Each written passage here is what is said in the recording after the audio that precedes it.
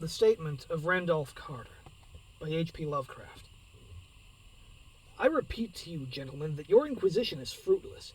Detain me here forever if you will, confine or execute me if you must have some victim to perpetuate this illusion you call justice. But I can say no more than I've said already. Everything I can remember I've told with perfect candor. Nothing has been distorted or concealed, and if anything remains vague, it's only because of the dark cloud which has come over my mind. That cloud and the nebulous nature of the horrors which brought it upon me. Again, I say I do not know what has become of Harley Warren, though I think, almost hope, that he is in peaceful oblivion, if there be anywhere so blessed a thing. It is true that I have for 5 years been his closest friend, and a partial sharer of his terrible researches into the unknown. I will not deny, though my memory is uncertain and indistinct, that this witness of yours may have seen us together, as he says, on the Gainesville Pike, walking toward Big Cypress Swamp, at 11:30 on that awful night. That we bore electric lanterns, spades, and a curious coil of wire with attached instruments, I will even affirm, for these things all played a part in the single hideous scene which remains burned into my shaken recollection. But of what followed and of the reason I was found alone, dazed on the edge of the swamp next morning, I must insist that I know nothing save what I have told you over and over again. You say to me that there is nothing in the swamp or near it which could form the setting on that frightful episode. I reply that I know nothing beyond what I saw.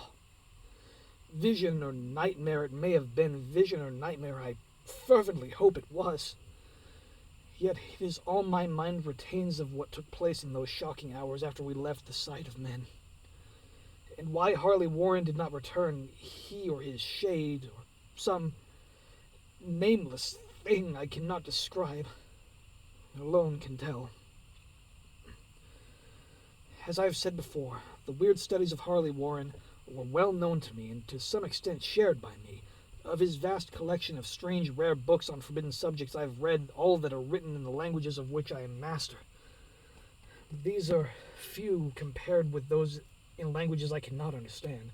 Most, I believe, are in Arabic, and the fiend-inspired book which brought on the end, the book which he carried in his pocket out of the world, was written in characters whose like I never saw elsewhere. Warren would never tell me just what was in that book, and as to the nature of our studies, must I say again that no longer retain full comprehension?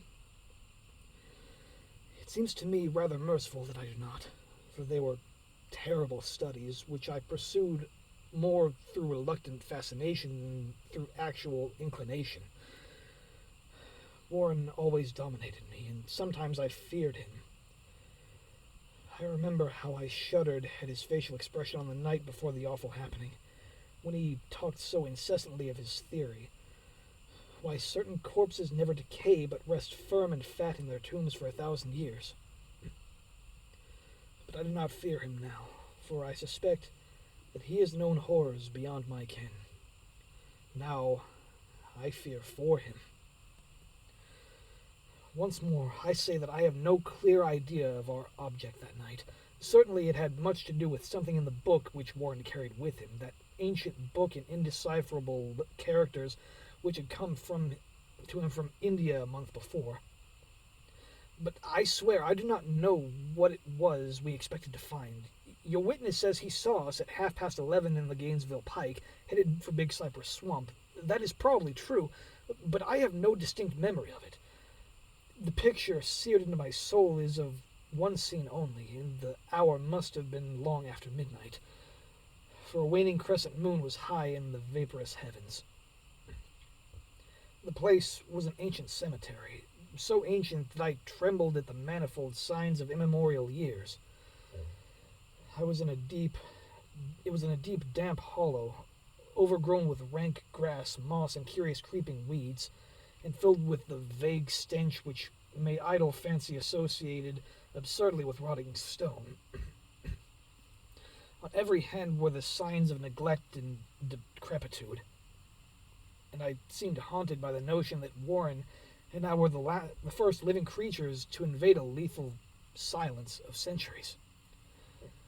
Over the valley's rim, Hawan, A waning crescent moon peered through the noisome vapors that seemed to emanate from the unheard-of catacombs, and by its feeble, wavering beams I could distinguish a repellent array of antique slabs, urns, centaphs, and mausolean facades, all crumbling, moss-grown, and moisture-stained, and partly concealed by the gross luxuriance of the unhealthy vegetation.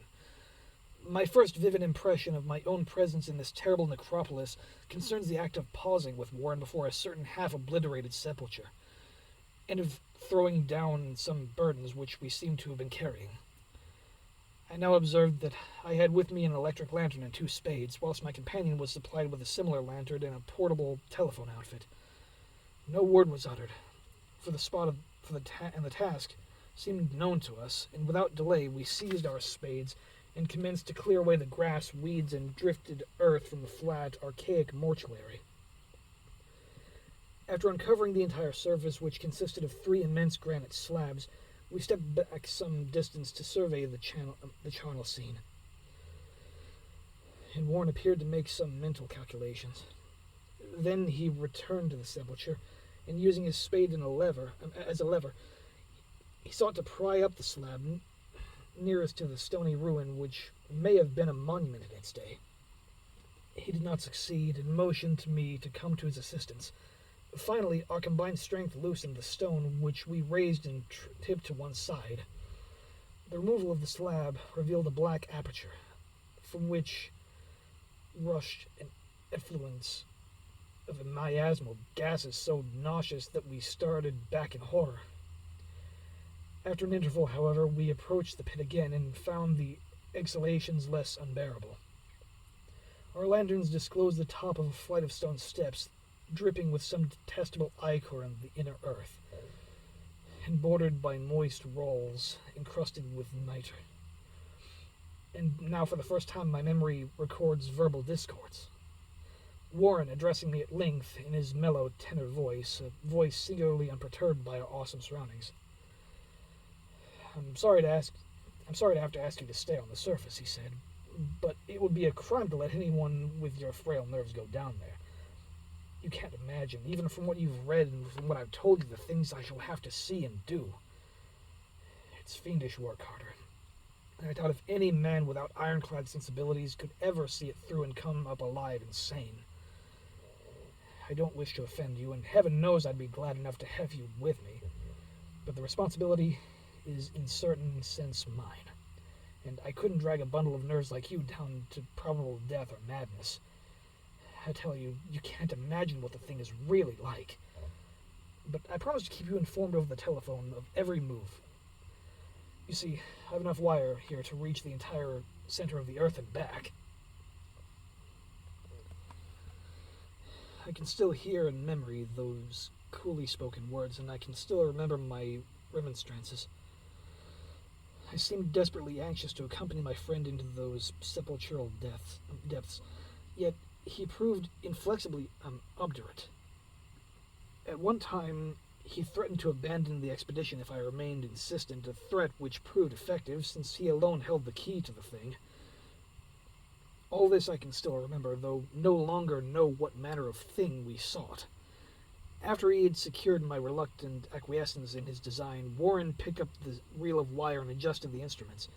At his nod, I took one of the latter and seated myself upon an aged, discolored gravestone close by the newly uncovered aperture. Then he shook my hand, shouldered the coil of wire, and disappeared within the indescribable ossuary.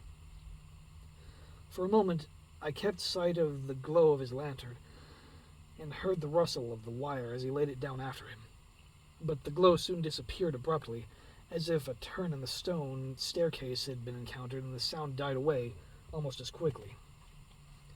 I was alone, yet bound to the unknown depths by those magic strands, whose insulated surface lay green beneath the struggling beams of that waning crescent moon.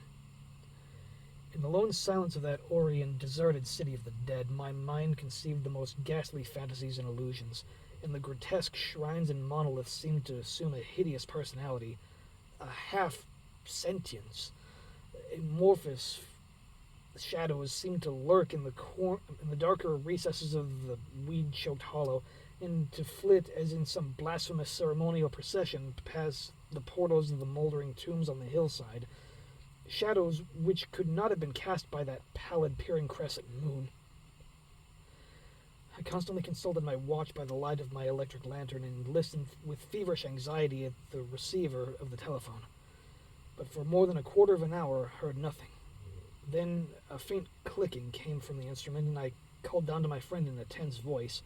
Apprehensive as I was nevertheless unprepared for the words, which came from the uncanny vault in accents more alarmed and quavering than any I had heard before from Harley Warren. He who had so calmly left me a little while previously now called from below in a shaky whisper more portentous than the loudest shriek. God, if you could see what I'm seeing. I could not answer. Speechless, I could only wait. Then came the frenzied tones again. Carter, it's terrible. Monstrous, unbelievable. This time my voice did not fail me, and I poured into the transmitter a flood of excited questions. Terrified, I continued to repeat, Warren, what is it? What is it? Once more came the voice of my friend, still hoarse with fear and now apparently tinged with despair. I can't tell you, Carter. It's too utterly beyond thought. I dare not tell you. No man could know it and live. Great God, I never dreamt of this. Stillness again, save from my now incoherent torrent of shuddering inquiry. Then the voice of Warren in a pitch of wilder consternation. Carter, for the love of God, put back the slab and get out of this if you can. Quick, leave everything else and make for the outside. It's your only chance. Do as I say and don't ask me to explain. I heard yet was able only to repeat my frantic questions. Around me were the tombs and the darkness and the shadows. Below me some peril beyond the radius of the human imagination. My friend was in greater danger than I, and through my fear I felt a vague resentment that he should deem me capable of deserting him under such circumstances. More clicking, and after a pause, a piteous cry from Warren. Beat it! For the God's sake, put back the slab and beat it, Carter! Something in the boyish slang of my evidently stricken companion unleashed my faculties. I formed and shouted a resolution. Warren, brace up, I'm coming down! But it is this offer, the tone of my auditor changed to a scream of utter despair. Don't! You can't understand! It's too late. My own fault. Put back the slab and run. There's nothing else you or anyone can do now. The tone changed again, this time acquiring a softer quality as of hopeless resignation, yet it remained tense through anxiety for me. Quick, before it's too late. I tried not to heed him. I tried to break through the paralysis which held me and to fulfill my vow to rush down to his aid, but his next whisper found me still held inert in the chains of stark horror. Carter, hurry, it's no use. You must go. Better one than two. The slab. A pause, more clicking than the faint voice of Warren. Nearly over now. Don't make it harder. Cover up those damned steps and run for your life. You're losing time. So long, Carter. Won't see you again. Here, Warren's whisper swelled into a cry that gradually rose into a shriek fraught with all the horror of the ages. Curse these hellish things, legions! My God! Beat it! Beat it! Beat it! After that was silence. I know not how many interminable eons I sat stupefied, whispering, muttering, calling, screaming into that telephone over and over again through those eons. I whispered and muttered, called, shouted, and screamed, Warren, Warren, Warren, answer me! Are you there? And then there came to me the crowning horror of all. The unbelievable, unthinkable, almost unmentionable thing. I have said that eons seemed to elapse after Warren shrieked forth his last despairing warning, and that only my own cries now broke the hideous silence. But after a while there was a further clicking on the receiver, and I strained my ears to listen. Again I called down, Warren, Warren, are you there? And in answer, heard the thing which has brought this cloud over my mind. I do not try, gentlemen, to account for that thing, that voice, nor can I venture to describe it in detail, since the first words took away my consciousness and created a mental blank which reaches to the time of my awakening in the hospital. Shall I say that the voice was deep, hollow, gelatinous, remote, unearthly, inhuman, disembodied? What shall I say? It was the end of my experience and is the end of my story. I heard it and I knew no more. I heard it as I sat petrified in that unknown cemetery in the hollow amidst the crumbling stones and the falling tombs, the rank vegetation and the miasmal vapors. I heard it well up from the innermost depths of that damnable open sepulchre as I watched amorphous necrophageous shadows dance beneath an accursed waning moon. And this is what it said. You fool! Warren is dead!